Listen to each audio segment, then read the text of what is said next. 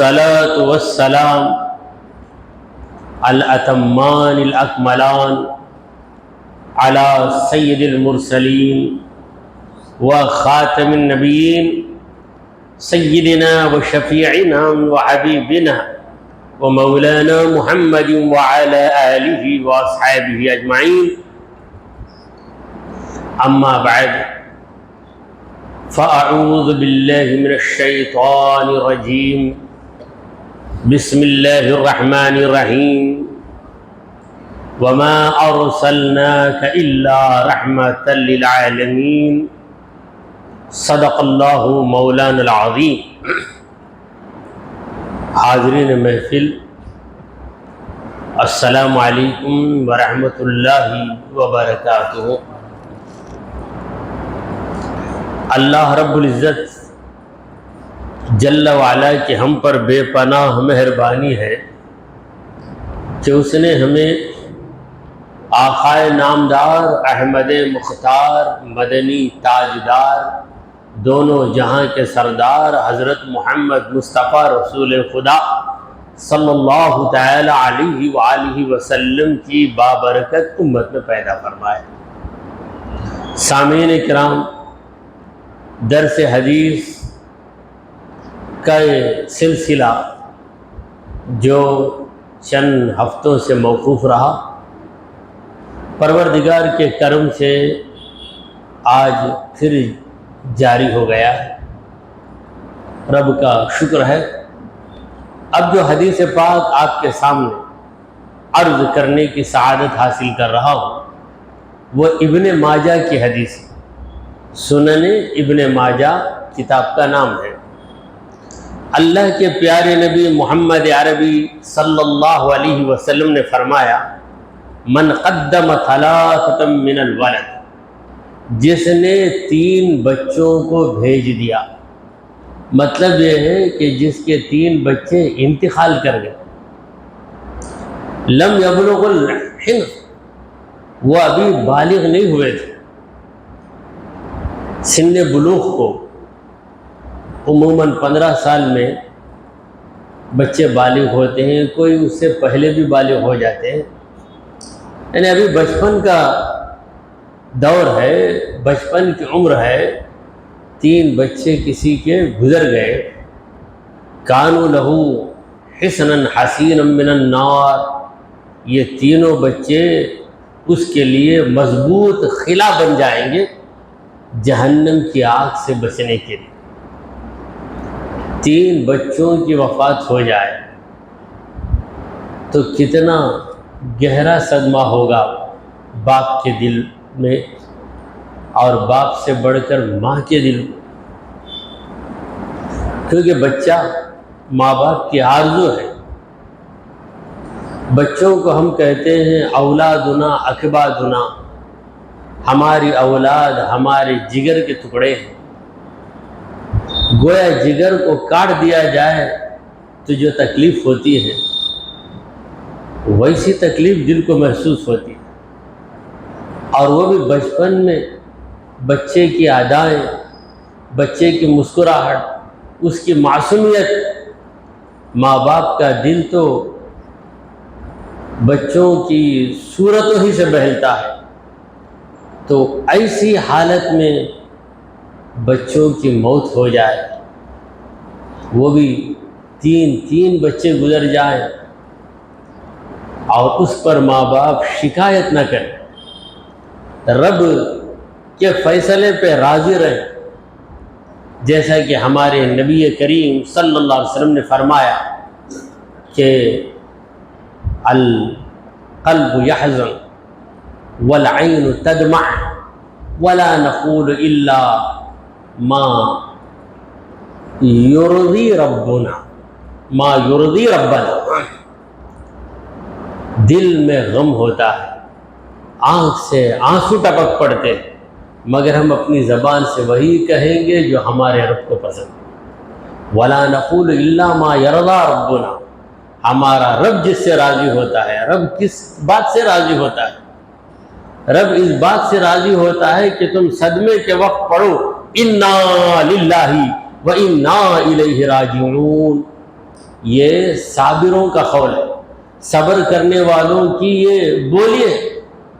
الذین اذا اصابتہم مصیبۃ قالوا، یہ صابر وہ لوگ ہیں جب ان پر مصیبت آتی ہے تو وہ عرض کرنے لگتے ہیں انا للہ، ہم اللہ کے بندے ہیں، بندے کو اختیار کہاں، وَإِنَّا إِلَيْهِ راجعون، اور ہم اسی کی طرف لوٹ کر جانے والے۔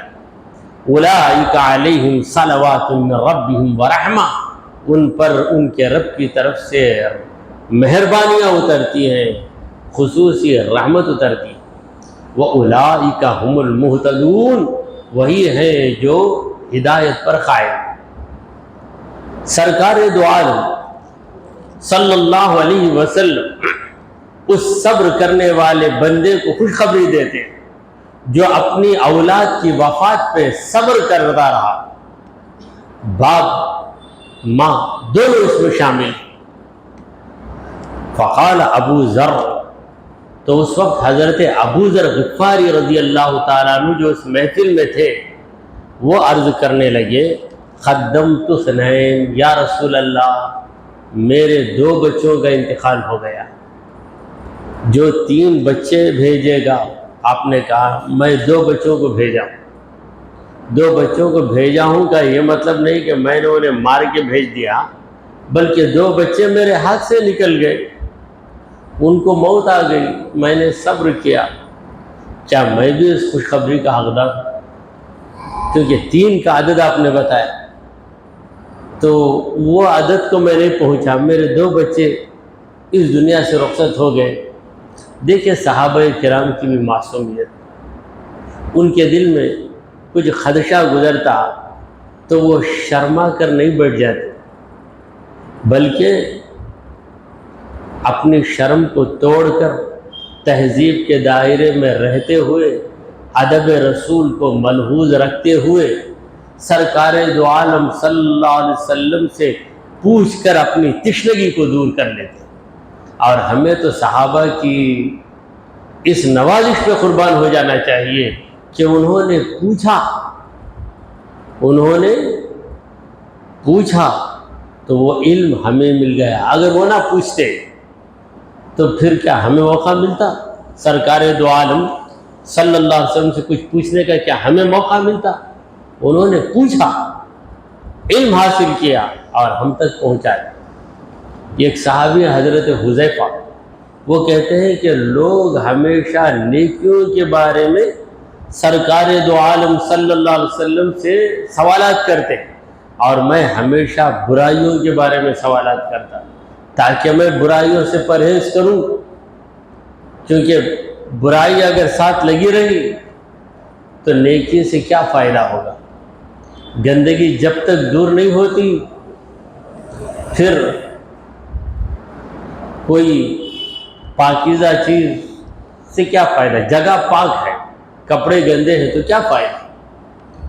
تو میں پہلے گناہوں کی گندگی سے نکلنے کے لیے رسول کریم صلی اللہ علیہ وسلم سے پوچھتا تھا۔ میں عرض کرنا چاہتا ہوں کہ صحابہ نے حضور سے پوچھا اور حضور کا کمال دیکھیے کہ اعلیٰ درجے کے صاحب جلال ہے ہمارے نبی۔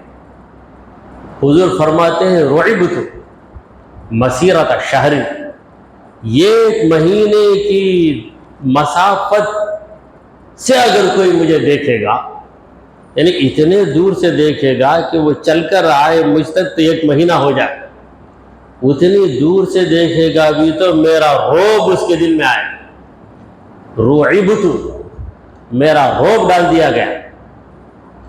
اتنے صاحب رعب، صاحب جلال، صاحب تمکنت، صاحب وقار، اس کے باوجود سادگی کا یہ عالم کہ صحابہ بلا جھجک اپنے دل کے شبہات بھی پوچھ لیتے تھے۔ یہی تو کمال ہے، مجمع البحرین ہونا اور مجمع الازداد ہونا، دونوں چیزیں رہیں، صبر بھی اعلیٰ درجے کا رہے، شجاعت بھی اعلیٰ درجے کی رہے، یہی تو کمال ہے۔ صبر اتنا کیا کہ بزدل بن گیا تو کیا فائدہ؟ بہادر اتنا بنا کہ ظالم بن گیا تو فائدہ ہے. تو توازن قائم رہے. تو بہرحال حضرت ابو ذر غفاری رضی اللہ تعالیٰ عرض کرنے لگے یا رسول اللہ قدمت اثنین، میں نے 2 بچوں کو بھیجا ہے، 2 بچے میرے وفات پا گئے. تو سرکار دو عالم صلی اللہ علیہ وسلم نے جواب دیا وہ اثنین، 2 بھی، یعنی 2 والا بھی حقدار. جواب میں اختصار دیکھیے، بہت مختصر جواب، لمبی چوڑی گفتگو حضور صلی اللہ علیہ وسلم نہیں کرتے، کیونکہ لمبی چوڑی گفتگو کر کے وقت گزارنا اس سے کیا فائدہ ہے. انہوں نے کچھ پوچھا کہ میں نے 2 بچوں کو بھیج دیا، یعنی 2 بچے میرے گزر گئے. تو حضور نے فوراً کہا وہ اثنین، 2، یعنی 2 والا تجھے بھی یہ خوشخبری ہے کہ تیرے یہ 2 بچے تیرے لیے آڑ بن جائیں گے جہنم سے تیری حفاظت کے لیے. فقال ابی بن کعب، اس محفل میں ابی بن کعب رضی اللہ عنہ بھی تھے. یہ تو سید القراء، تمام قاریوں کے سردار. حضرت ابی بن کعب کی قرات اتنی پیاری ہوتی کہ حضور اکرم صلی اللہ علیہ وسلم نے ایک بار ابی بن کعب سے کہا کہ اے ابی تم قرآن سناؤ. حضرت ابی نے کہا اقرأ علیک وقد انزل علیک، یا رسول اللہ کیا میں آپ کو پڑھ کے سناؤں؟ وقد انزل علیک، یہ قرآن تو آپ پر اتارا گیا، میں کیا سناؤں گا، میرے سنانے کا مزہ ہی کیا آئے گا. تب حضور نے کہا کہ واقعی قرآن مجھ پہ اترا ہے مگر میں دوسرے سے سننا چاہتا ہوں. جب کہا تو سنانے لگے. سورہ نساء کی اس آیت پہ پہنچے کہ وَجِئْنَا بِكَ عَلَىٰ هَٰؤُلَاءِ شَهِيدًا، اے مصطفیٰ ہم آپ کو ان تمام لوگوں پر گواہ بنا کر لائیں گے. تو حضور اکرم صلی اللہ علیہ وسلم کی آنکھ سے آنسو رہا. تو یہ ابی بن کعب حضرت عمر بن خطاب کے زمانے میں یہی تراویح پڑھاتے تھے. تو ابی بن کعب رضی اللہ عنہ عرض کرنے لگے قدمت واحدا، یا رسول اللہ میں نے صرف 1 بچے کو بھیجا ہے، یعنی میرے 1 بچے کا انتقال ہوا. 3 والوں کو خوشخبری مل گئی، 4 والوں کی بات ہی مت پوچھو کیونکہ 4 میں 3 آ گئے مگر 3 میں 2 نہیں آئے، اس لیے 2 کا شبہ ابو ذر غفاری نے پوچھا. اب 2 کا مسئلہ حل ہو گیا، میرا 1 ہی بچہ گزرا ہے. تو حضور اکرم صلی اللہ علیہ وسلم نے جواب دیا قال واحدہ، یہ اللہ تجھے بھی محروم نہیں کرے. کھانے والا تو آخر کھانے والا ہی ہے. 10 روٹی کھایا بھی تو ہم کہیں گے کہ ناشتہ کر لیا، 3 روٹی کھایا ناشتہ کر لیا، آدھا ٹکڑا کھایا تب بھی ناشتہ کر لیا. تو 1 بچے پہ صبر کیا تو وہ بھی صابر، 2 بچوں کی موت پہ صبر کیا وہ بھی صابر، 3 بچوں کی موت پہ صبر کیا وہ بھی صابر، مگر صبر کے درجے الگ الگ. 3 بچوں کی موت پہ جو صبر کیا اس کا صبر بڑا صبر ہے. 2 بچوں کی موت پہ صبر کیا 3 بچوں والے کے صبر سے اس کا صبر کم ہے، مگر صبر اس نے بھی کیا ہے، صبر اس نے بھی کیا ہے. کوئی آدھے گھنٹے کی نماز پڑھتا ہے تو وہ بھی نمازی، کوئی 2 منٹ کی نماز پڑھتا ہے وہ بھی نمازی. ایک صاحب نماز میں کھڑے ہوئے نفل سورہ بقرہ پہلی رکعت میں پڑھ لی، دوسری رکعت میں سورہ آل عمران. ان کی لمبی نماز، انہیں نماز کا ثواب ملے گا. ایک شخص کہا کہ مجھے صرف سورہ کوثر اور سورہ اخلاص ہی یاد ہے، اگر میں پڑھوں تو کیا مجھے بھی نماز کا ثواب ملے گا؟ تو ہم کہیں گے تجھے بھی ثواب ملے گا، مگر اس کا درجہ الگ تیرا درجہ الگ، مگر وہ بھی نمازی تو بھی نمازی. اس کے نام اعمال میں نماز لکھی جائے گی. جس نے پہلی رکعت میں سورہ بقرہ کو مکمل طور پہ پڑھ لیا اور دوسری رکعت میں سورہ آل عمران کو مکمل طور پہ پڑھ لیا، اس کی لمبی نماز جو 1 گھنٹے سے بھی زیادہ ہو تو اس کے نام اعمال میں نماز کا ثواب لکھا جائے گا. اگر کوئی 2 منٹ میں نماز پڑھ لیا، پہلی رکعت میں انا اعطیناک الکوثر فصلی لربک وانحر ان شانک هو الابتر، پھر دوسری رکعت میں سورہ اخلاص پڑھ لیا، 2 منٹ میں اس کی نماز ہو گئی، تو اس کو بھی نماز کا ثواب دیا جائے گا۔ تو یہی حال ہے کہ ایک بچہ گزر جائے تب بھی صبر کرنا پڑتا ہے، اگر 2 بچے گزرے تب بھی صبر، 3 بچے گزرے تب بھی صبر، کسی کو 10-12 بچے پیدا ہوئے اور ہر بچہ گزرتا گیا وہ بھی صبر کرنے والا ہے۔ صبر کے درجے الگ الگ ہیں، مگر نفس صبر ہر ایک کو حاصل ہے۔ تو ایک اور حدیث آپ کے سامنے عرض ہے، اللہ کے پیارے نبی محمد عربی صلی اللہ علیہ وسلم فرماتے ہیں، اذا حدث رجل رجلا بحدیث ثم التفت فهو امان، رواہ ابو داؤد۔ اس حدیث کو امام ابو داؤد نے روایت کیا۔ تو امام ابو داؤد کی کتاب کا نام ہے سنن ابو داؤد، سنن۔ جب کوئی شخص دوسرے آدمی سے کچھ کہے، اذا حدث رجل رجلا بحدیث، ایک شخص دوسرے سے کوئی بات سناتا ہے، سناتے ہوئے ثم التفت، سنانے کے بعد پلٹ کر دیکھا، تو پلٹ کر دیکھ رہا ہے تو اس کا مطلب کیا؟ وہ ڈر رہا ہے کہ کوئی میری بات نہ سن لے، تو بات کو پوشیدہ رکھنا چاہتا ہے۔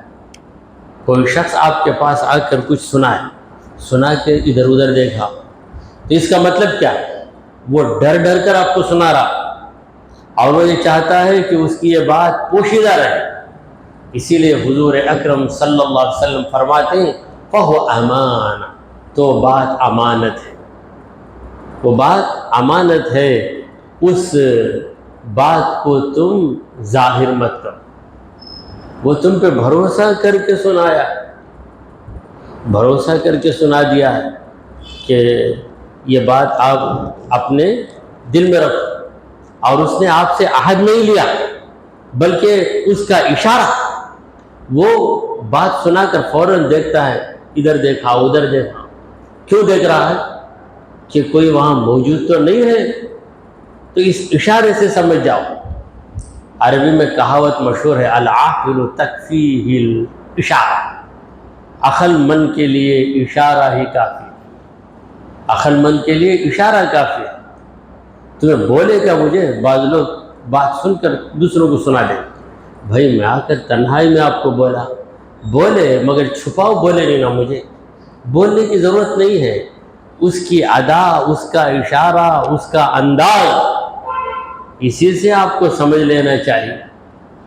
اور بعض لوگوں میں ایسی بھی عادت ہے، آپ کے پاس آ کر کہیں گے آپ کے سوا کسی کو نہیں بنوائے گا، پھر دوسرے کے پاس جا کر بولیں گے آپ کے سوا کسی کو نہیں بولو، 25 آدمیوں کو سنا دیں گے، مگر ہر ایک کو یہی بولیں گے آپ کے سوا کسی کو نہیں سناؤں، تو ہر ایک دل میں چھپا کر رکھے گا۔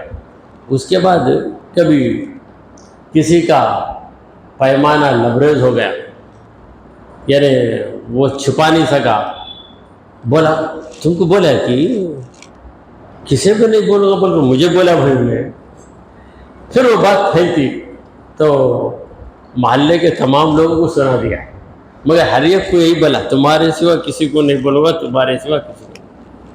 تو یہ بیماری بھی بعض لوگوں میں ہوتی ہے، بات کو چھپانا بھی چاہتے ہیں، بات کو چھپانا چاہتے ہیں مگر خود ہی چھپا نہیں سکتے، 10-12 آدمیوں کو سنائے بغیر انہیں چارہ نہیں۔ تو چلیے، اس حدیث کے ذریعے ہمیں پیغام دیا جا رہا ہے کہ چیزوں ہی میں امانت نہیں، باتوں میں بھی امانت ہے۔ جس طرح کسی چیز کی حفاظت کرنا تمہارے لیے ضروری ہے، جب وہ چیز بطور امانت تمہارے پاس رکھی جائے، بالکل اسی طرح اس بات کو چھپائے رکھنا بھی تمہارے لیے لازمی ہے جو بات بطور امانت تم کو سنائی گئی۔ کہاوت مشہور ہے، صدور الاحرار خبور الاسرار، صدور الاحرار شریف لوگوں کے سینے، خبور الاسرار رازوں کے دفینے ہوتے ہیں۔ رازوں کی خبریں ہوتی ہیں، شریف اور عزت والے لوگوں کے سینے. تو صدور الاسرار خبور الاسرار، یہ مسجع کلام. اب اردو میں اسی طرز پر اگر ہم کہنا چاہیں تو ہم کہیں گے شریفوں کے سینے، رازوں کے دفینے. چلیے ایک اور حدیث آپ کی خدمات عالیہ میں پیش ہے. اس حدیث کو امام مسلم نے نقل کیا. امام مسلم، ان کی کتاب ہے صحیح مسلم. صحیح بخاری کے بعد صحیح مسلم کا درجہ ہے.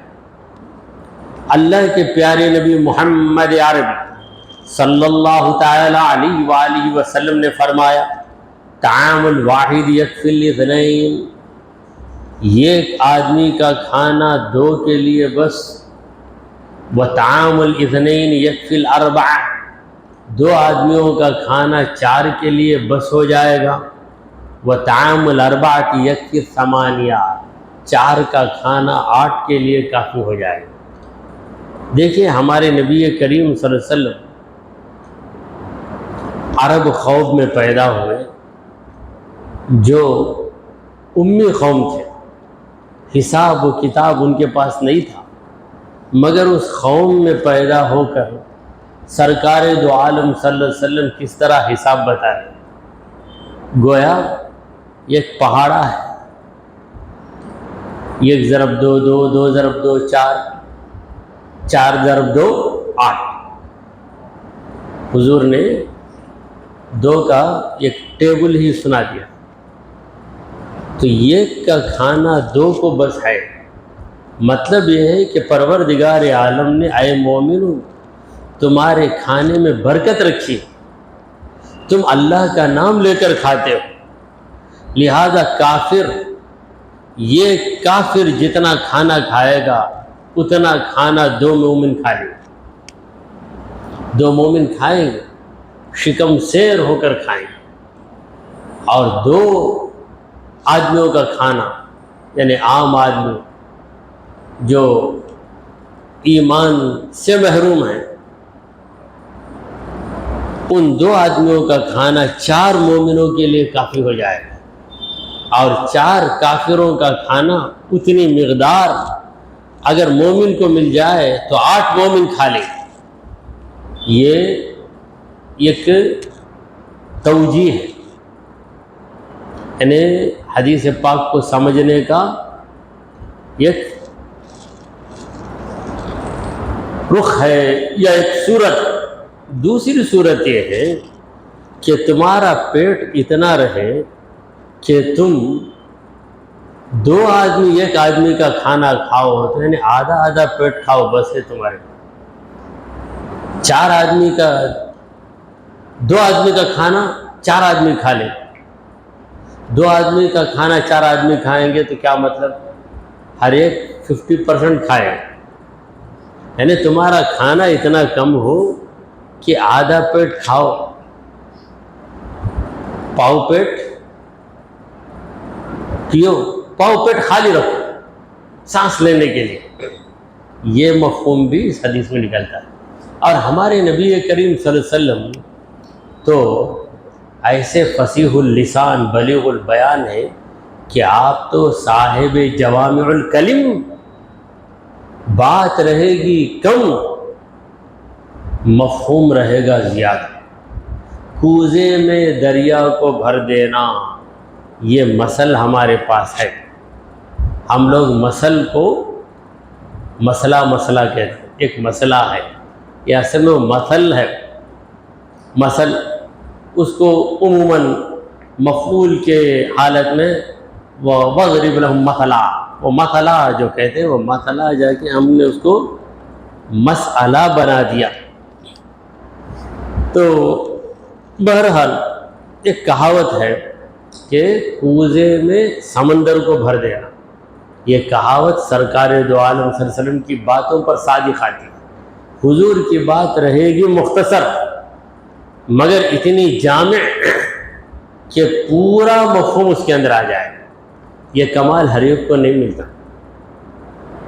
اسی لیے ایک عاشق رسول فاضل بریلوی علیہ رحمہ فرماتے ہیں، سرکار دو عالم صلی اللہ علیہ وسلم کی فصاحت و بلاغت کے بارے میں کہ تیرے آگے یوں ہیں دبے لچے فصحاء عرب کے بڑے بڑے، کوئی سمجھے منہ میں زبان نہیں بلکہ جسم میں جان ہے۔ یعنی یا رسول اللہ جب آپ بولنے لگیں گے تو بڑے بڑے ادیب، خطیب، ماہر اللسان ایسے معلوم ہوں گے کہ گویا ان کی زبان، ان کے منہ میں زبان نہیں، منہ میں زبان نہیں بلکہ جسم میں جان نہیں، ایسا سکہ طاری ہو جائے گا۔ سرکار دو عالم صلی اللہ علیہ وسلم کو اللہ تبارک و تعالیٰ نے کمال سخن عطا فرمایا ہے۔ وہ سخن ہے جس کا میں سخن نہیں، وہ بیان ہے جس کا بیان نہیں۔ تو ایک اور حدیث عرض خدمت ہے، اس کے بعد ہم اپنی بات کو ختم کر لیں گے۔ یہ حدیث ہے بخاری و مسلم کی۔ بخاری مسلم دونوں کتابوں میں ایک حدیث درج ہو تو اسے ہم کہتے ہیں متفق علیہ، متفق علیہ۔ اردو میں ہم وقف کر کے متفق علیہ کہہ دیتے ہیں۔ اور اس حدیث کے راوی حضرت ابو ہریرہ رضی اللہ تعالیٰ۔ اللہ کے پیارے حبیب، ہمارے دلوں کے طبیب محمد الرسول اللہ صلی اللہ علیہ وسلم نے فرمایا، انکم ستحرسون علی الامارہ، اے لوگو تمہیں حرص ہو جائے گی، حکومت کی حرص ہو جائے گی تمہیں، امارہ امیر بننے کی۔ ایک تو امیر چار آدمی مل جائیں تو کسی کو امیر بنا لیا جاتا ہے، مگر یہاں پر جس عمارت کی بات ہو رہی ہے وہ حکومت، یعنی تم حکومت کرنے کے خواہش مند بن جاؤ۔ یہ ایک بستی کی حکومت ہوتی ہے، ایک ادارے کی حکومت ہوتی ہے، کسی بھی کمیٹی کی حکومت، یعنی دل میں آرزو رہے گی کہ میں ہی صدر رہوں، میں ہی امیر رہوں، میں ہی لیڈر رہوں، یہ خواہش تمہارے دلوں میں آ جائے گی۔ پتہ چلا کہ صحابہ کے دلوں میں خواہش نہیں تھی۔ اگر صحابہ کے دلوں میں خواہش ہوتی تو حضور اکرم صلی اللہ علیہ وسلم فرماتے کہ تمہارے دلوں میں آرزو ہے، مگر حضور نے کہا ستحرسون، یہ زمانہ چلے جائے گا، بعد والا زمانہ آئے گا، اس میں لوگوں کو حرص ہو جائے گا۔ تم لوگوں کو یعنی تم مسلمانوں، صحابہ کو تو حرص نہیں، صحابہ کے بیٹوں کو ہو جائے گا یا بیٹوں کے بیٹوں کو ہو جائے گا۔ وَسَتَكُونُ نَدَامَةً يَوْمَ الْقِيَامَةِ، یہ حکومت کی آرزو قیامت کے دن تمہارے لیے شرمندگی کی وجہ بن جائے گی۔ وہاں تم سوچو گے قیامت کے دن، کاش ہم دنیا میں معمولی زندگی گزار دیتے تو ہمارے لیے کتنا بہتر ہوتا، ہم اتنا بوجھ اپنے سر پہ لے کے آئے۔ دنیا میں ہم نے حکومت کی، عیش و آرام کی زندگی گزار دی، غریبوں کا حق چھین لیا، کمزوروں پہ ظلم کیا، من مانی زندگی ہم نے گزاری، مگر آج ہمیں جواب دینا پڑ رہا ہے۔ افسوس کریں گے کہ ہم نے ایسا کیوں کیا۔ جیسے کہ کوئی سفر پہ جانے والا اپنے ساتھ بے حساب چیزیں لے کے جاتا ہے، وہاں جانے کے بعد کوئی چیز کام نہیں آتی، ہر چیز مل رہی ہے، تب افسوس کرتا ہے اتنا وزن کیوں لے کر آیا، میں ضرورت ہی نہیں تھی نا مجھے لانے کی۔ تو بہرحال حکومت کی آرزو، اب سوال یہ پیدا ہوتا ہے کہ جب حکومت کی آرزو کسی کو نہیں کرنا چاہیے تو اسلامی حکومت چلے گی کیسے؟ تو اس کا جواب یہ ہے کہ کسی کے دل میں آرزو نہ رہے، سب مل کر کسی سے گزارش کریں اور کہیں کہ آپ حکومت کیجئے، ہم آپ کا ساتھ دے رہے ہیں، تو لوگ آپ کو پسند کریں گے تو اللہ کی جانب سے ہے مان کر آپ عہدہ قبول کر سکتے ہیں، کوئی بھی عہدہ،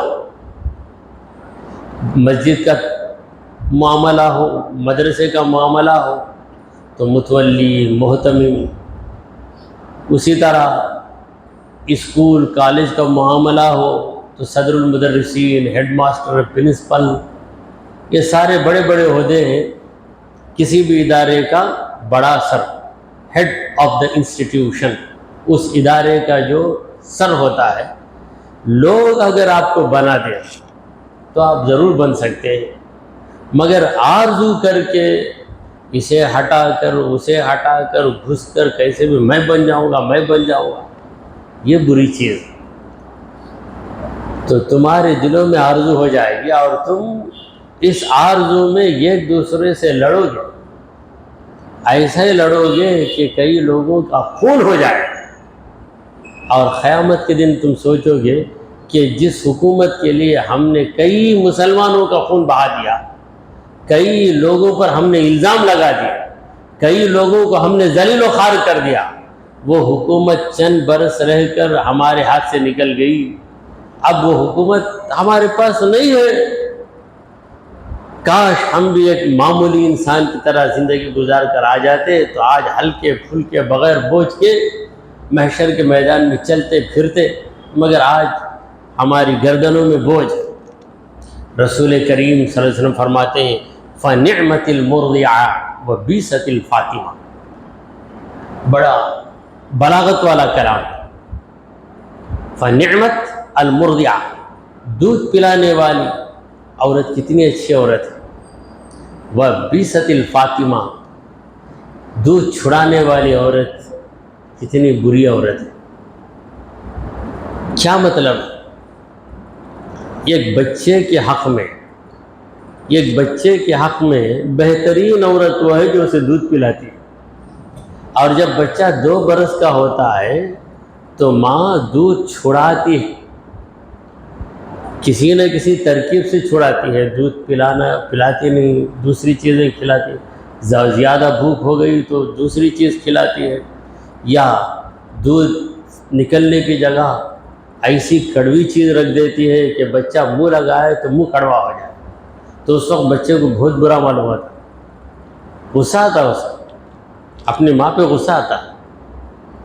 تو حضور فرما رہے ہیں کہ جس طرح بچے کے حق میں دودھ پلانے والی بہتر ہے، اسی طرح دوسروں کو موقع دے دو، دوسروں کو موقع دے دو تو تم بھی بھلے بن جاؤ۔ اور بیست الفاطمہ، دوسروں کا حق چھیننا، جس طرح دودھ چھڑاتی ہے عورت، اس طرح دوسرے سے چیز کو چھڑوا دینا، یعنی اس سے جدا کر دینا، کسی عہدے والے کو بلا وجہ اسے عہدے سے محروم کرنے کی کوشش کرنا، ایسا تم مت کرو۔ اس کے اندر اس کلام کو سمجھنا بہت مشکل ہے، میری سمجھ میں جو بات آ گئی میں نے اس کو آپ کے سامنے رکھ دیا۔ شارحین اس معاملے میں سکوت اختیار کر لیتے، بس حدیث کی شرح تو کرتے ہیں، مگر ایسے موقعوں پر وہ اپنا قلم روک لیتے ہیں، علم کی کمی کی وجہ سے نہیں، ان کا علم تو ہم سے زیادہ ہے، احتیاط کی وجہ سے روک لیتے، احتیاط کی وجہ سے۔ تو اس حدیث کے ذریعے ہمیں پیغام دیا گیا ہے کہ حکومت کی آرزو مت رکھو، امیر بننے کی آرزو مت رکھو۔ مطلب یہ ہے کہ تمہارے دلوں میں جاہ کی طلب نہ رہے، حب جاہ نہ رہے۔ جاہ، جیم الف ہا، جاہ کا معنی ہے عزت، مجھے عزت ملے، مجھے بڑا درجہ ملے، محفل میں آؤں تو مجھے امتیازی جگہ پر بٹھایا جائے۔ اکثر تقریبوں کے اندر، تقریب یہ بات سمجھ میں نہیں آتی، فنکشن بات سمجھ میں آ گئی، فنکشن کے اندر شادی کا فنکشن، ولیمے کا فنکشن، منگنی کا فنکشن، یہ جو ہے فنکشن، اسے ہم اردو میں تقریب کہتے ہیں۔ تقریب کا معنی ہے قریب کر دینا، تو ایسے موقع پر سارے رشتہ دار ایک دوسرے سے قریب ہو جاتے، اس لیے اس کا نام ہے تقریب۔ تو ایسے موقع پر چاچا کو غصہ آ گیا، بھتیجے کی شادی تھی، میرا بڑا بھائی مجھے اسٹیج پہ نہیں بلایا، دوسرے کو بلا لیا، کوئی کھائے بغیر چلا، کیا مجھے عزت سے بلا کر کھلایا نہیں، یعنی اپنی عزت کے لیے جھگڑے کر لے۔ اگر یہ چیز چھوٹ جائے تو جھگڑے ختم ہو جائیں گے۔ کیا بھائی اسٹیج پر نہیں بیٹھے، اسٹیج پہ بیٹھے تو کیا ہوا، زمین پہ بیٹھے تو کیا ہوا، ہمارا جو درجہ ہے وہی درجہ ہے۔ اسٹیج پر بیٹھ گئے تو ہم فرشتہ نہیں بن جاتے، نیچے بیٹھ گئے تو بندر نہیں بن جاتے، نیچے بیٹھے بھی تو وہی انسان، اوپر بیٹھے بھی تو وہی انسان۔ اس جگہ کا کیا ہے بھائی، انسان کی جو حیثیت ہے ہر جگہ وہی حیثیت ہے۔ دیکھیے بھائی، سونے کا طبق سڑک پہ پڑا ہو بھی تو سونے کا طبق ہے، اگر اسے اوپر چھت پہ رکھ دو تو بھی سونے کا طبق ہے۔ لوہے کا ٹکڑا اوپر رہے نیچے رہے، لوہے کا ٹکڑا ہی ہے، لوہا ہے، جدھر بھی چلا جائے، سونا ہے، جدھر بھی چلا جائے۔ دعا کیجئے کہ پروردگارا ہم نے جو کچھ کہا اور سنا اسے قبول فرما لے۔ اے اللہ ہمارے گناہوں کو معاف فرما، ہماری خطاؤں کو درگزر کر دے۔ اے رب کریم ہمارے اندر تواضع اور عاجزی پیدا فرما، حسد، تکبر اور ریاکاری سے ہمیں بچا، ہمارا خاتمہ ایمان کی حالت میں فرما۔ وصلی اللہ تعالی علی خیر خلقہ سیدنا و حبیبنا و مولانا محمد وعلی آلہ و اصحابہ اجمعین۔